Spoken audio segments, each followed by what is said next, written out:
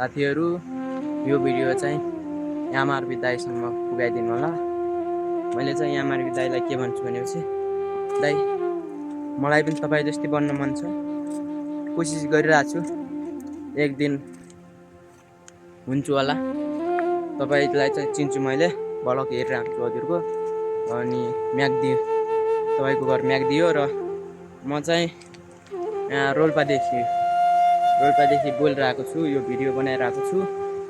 अनि बस्ने चाहिँ दसैँको बेलामा गाउँ आएको, बस्ने चाहिँ म सहरमा हो, तुलसीपुर पढ्ने, अहिले 11मा पढिरहेको छु होइन। अनि म चाहिँ तपाईँको बिग फ्यान, ठुलो फ्यान हो म चाहिँ होइन।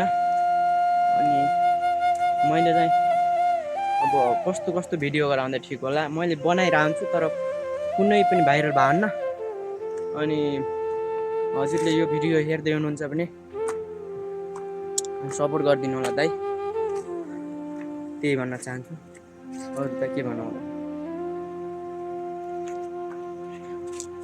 है त दाइ, यति सपोर्ट गरिदिनु होला। तर यो भिडियो पुग्न गाह्रो छ त्यहाँसम्म।